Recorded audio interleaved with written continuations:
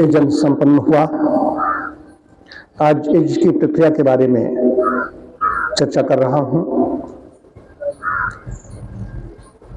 यहाँ वैदिक संस्कृत से लेकर के, वेद से लेकर के सबके सब शास्त्र, ग्रंथ, पुराण, गीता, रामायण, रामचरितमानस, कहीं पर भी जाओगे, किसी में भी जाओगे, यज्ञ की संस्कृति है।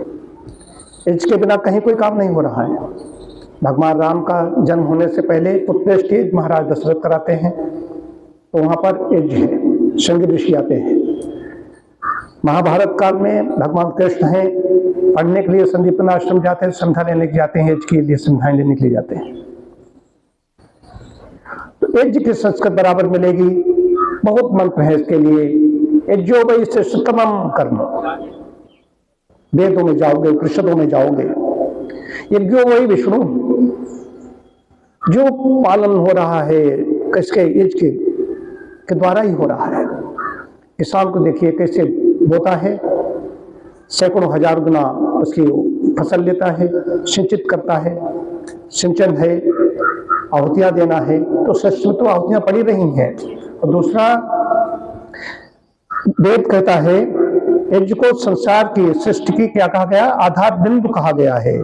ऋषियों ने क्या कहा, अयम यज्ञो विश्वस्य भुवनस्य नाभि, नाभि एक बड़ी चीज है, भुवनस्य ब्रह्मांड की नाद कहा गया है। इसको क्यों कहा गया, जैसे गर्भवश शिशु होता है, हम लोग गर्भ में रहे हैं, गर्भ नाल के माध्यम से माता से रक्त संचित होता है, पोषण मिलता है शिशु को, गर्भस्थ शिशु को मिलता रहता है। वैसे ही भुवनस्य नाभि, इसके द्वारा, ये नहीं तो कुछ नहीं। बाकी इतने सबको चाहे कितने कहते हों, शक, मुगल, अंग्रेज, कहाँ कहाँ कैसे कैसे लोग आते रहे, कोई खत्म नहीं कर पाया। इससे हम दूर गए। कल अभी संगम पर डॉक्टर साहब वहां पर हवन कर रहे थे, तो यहाँ से मैं मंत्र पढ़ रहा था, तो मन से और वाणी से मैं वहां पर उपस्थित था।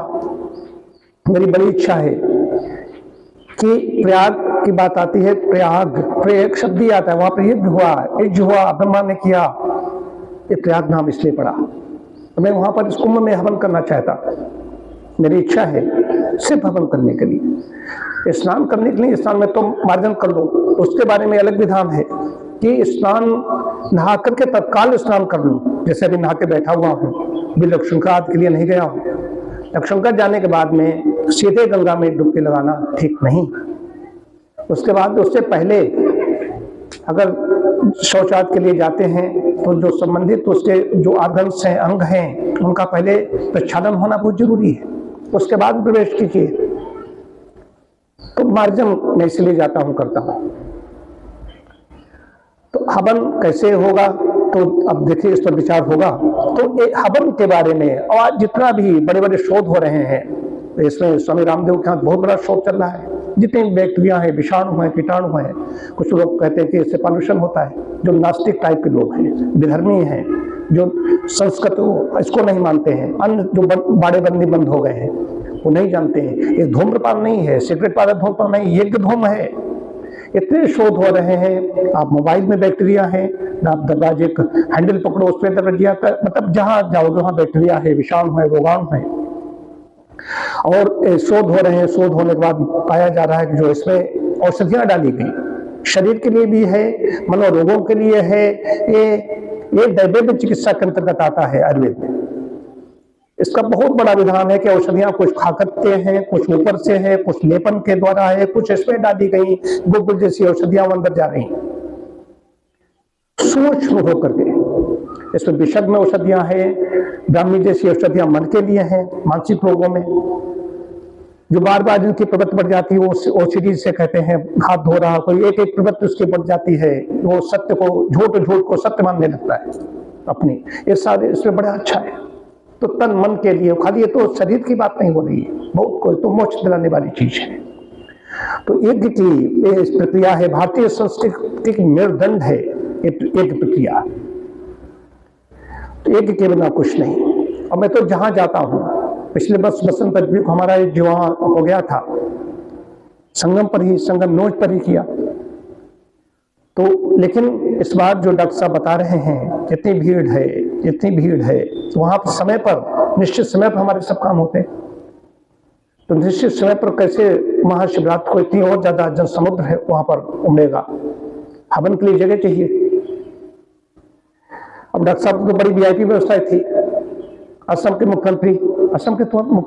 मुख्यमंत्री के साथ में स्नान की डॉक्टर साहब ने, कितनी बड़ी व्यवस्था थी, तब भी हवन के लिए बड़ी मुश्किल में जगह मिली। तो वहां पर जाकर के मैं अगर समय से नहीं पहुंचूं तो क्या मतलब है, उस पर विचार कर रहा हूं। अभी तो 2-3 दिन है, देखते हैं कैसे कैसे क्या होता है। तो यज्ञ के बिना हमारा तो मतलब ही नहीं है। जब उसी के लिए पूरा जीवन समर्पित है, सुबह शाम दोनों समय हवन कर रहा हूं, 5 वर्ष में भी मेरा हवन नहीं छूटता, तो उसमें इधर उधर, और फिर इसमें अनुष्ठान चल रहा है, गायत्री महापुरस्कार चल रहा है, तो प्रातःकालीन सायंकाल थोड़ा इधर उधर में कर दूं, इसमें तो यहाँ दीप प्रज्वलित हुआ तो एक मतलब सेकंड मतलब विलंब होता हो, मिनट में भी विलंब नहीं होता यहाँ पर तो। और जब का शुरू होता है, जब प्रातःकालीन, तो बहुत जरूरी है। तो कैसे इस पर विचार चल रहा है, कैसे क्या होगा। तो यज्ञ नहीं तो मतलब नहीं, कहीं पर भी करने वो अलग चीज है, लेकिन फिर निकल भी गए तो क्या मतलब। नहीं तो 16 महीने हमारा पूरा जाएगा। डिजिटल करेंगे, ये लोग तुम लोग भेजेंगे, तुम लोग देखो पहुंचते हो नहीं पहुंचते हो अलग विषय। जब डॉक्टर साहब के यहाँ से जाने में समय इतना लग गया, 2:30 बजे यहाँ से निकले, 11 बजे पहुंचे, जबकि पास था, सिर्फ कोई पुलिस नहीं रोक सकती थी उस स्थिति में। और यहाँ पर 10 बजे निकलेंगे तो 6 बजे कैसे कर पाएंगे। ये सब विचार नहीं है, खाली मूर्खों की तरह दौड़ पड़े, वो भी ठीक नहीं है। विवेक दिया है परमात्मा ने, तो उससे कैसे क्या होगा, विवेक को निर्णय लेना चाहिए। तो निर्णय होगा, अभी तो वक्त है, 2-3 दिन का चर्चा शुरू हो रही है, क्या होगा कैसे होगा, हरी इच्छा, जो भी हो अच्छा ही होगा। ओम शांति शांति शांति।